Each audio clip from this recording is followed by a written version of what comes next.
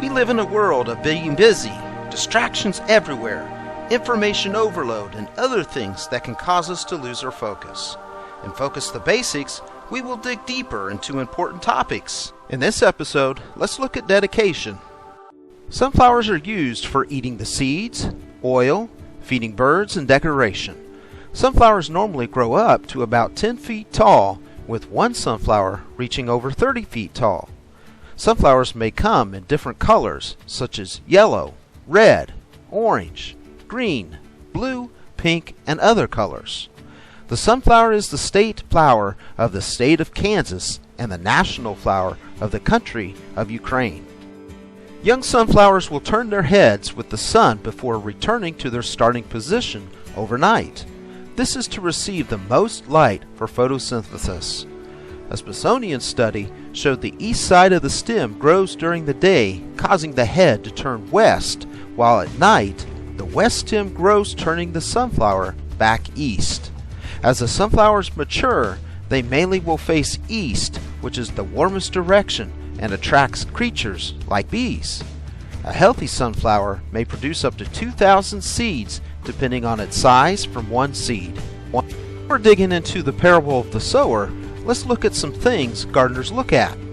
The gardener selects what type of plants to grow. Some plants are planted in certain areas of the garden based off of crop rotation, sunlight, dirt, and other factors. Before planting, the gardener checks the seed spacing, how deep the seed is, and other growing recommendations. After planting, the new plants will come up through the ground in days or weeks. As they grow, it is likely weeds, thorns, or other vegetation grows with those plants unless they are removed. Animals can show up, such as birds eating exposed seeds on the ground, and animals later may try to eat some of the plants or harvest. In order to get a good harvest, it is important the plants receive water, sunlight, fertilizer, are weeded, and protection from animals or insects. Great crowds from various cities gathered as Jesus went into a boat and sat down as he told them things in many parables. And as he sowed, some seeds fell along the path, and the birds came and devoured them. Other seeds fell on rocky ground, where they came up quickly, but they withered away when the sun rose, since they had little soil and moisture. Other seeds fell among thorns, and the thorns grew up and choked them. Other seeds fell on good soil and produced grain, some 100-fold, some 60, some 30. Jesus described what this parable meant.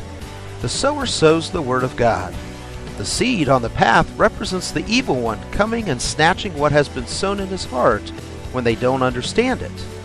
The seed on the rocky ground represents people receiving the word with joy, but it has no root to overcome tribulation or persecution, causing them to fall away. The thorns represent the anxieties of this world and deceitfulness of riches or other things, choking the word, making the seed unfruitful. As for what was sown on good soil, this is the one who hears the word and understands it. He indeed bears fruit and yields, in one case 100-fold, in another 60, and in another 30. Read more of the New Testament for more of Jesus' parables in the Bible. Focus on gaining wisdom. Notice the seed the evil one snatches is because of a lack of understanding. Satan is as a roaring lion seeking who to devour. In the wild, a lion pride focuses on the weak as their prey, while the stronger animals are less likely to become the prey. We should actively strive to seek wisdom by reading the Bible, praying for it, and being around wise people. Proverbs chapter 2 talks about wisdom, seeking it, and having a godly fear of the Lord to discover knowledge. For the Lord gives wisdom, from his mouth come knowledge and understanding. James wrote, "But if any of you lacks wisdom, let him ask of God, who gives to all generously and without reproach, and it will be given to him." Focus on being an overcomer. Throughout the Bible, we find many individuals that had to be overcomers in tough situations. such as Nehemiah, David, Daniel, Paul, and others. Jesus told us not to fear man, but the one who can send body and soul to hell. Peter gives instructions to humble ourselves, casting our anxiety on him. The Bible says, "But resist him, firm in your faith, knowing that the same experiences of suffering are being accomplished by your brethren who are in the world."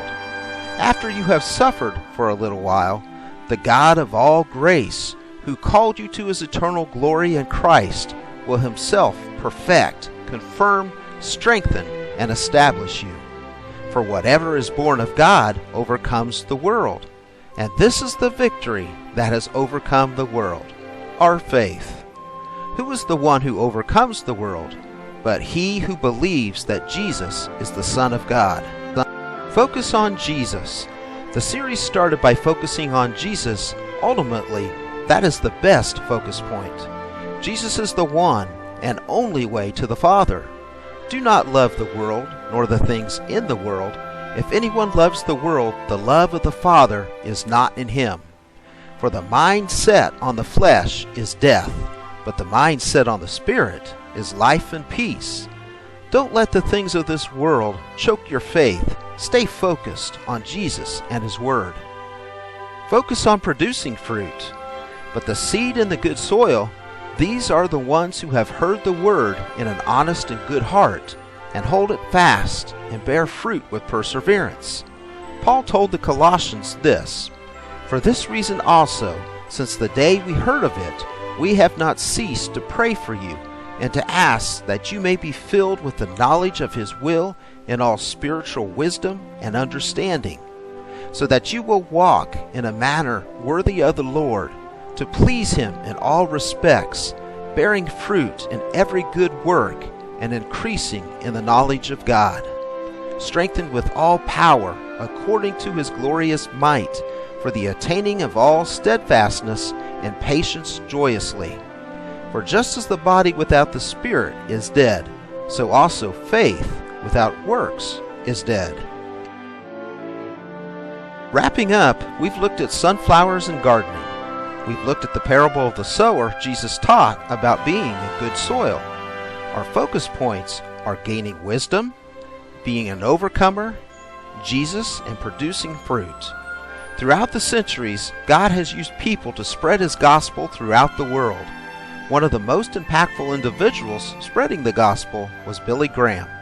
His son Franklin wanted to depict the heart of his father's ministry and inspire visitors to the Billy Graham Library to carry out the work of the gospel in their lives. An 8-foot statue depicted the 4 different soil types at the library. For ourselves, we must be people of prayer, reading the Bible, and part of a Bible-based church. When we spread the gospel, doing so with accuracy and love. Perhaps you feel like your seed isn't on the good soil, or you've never asked Jesus to be your Lord and Savior.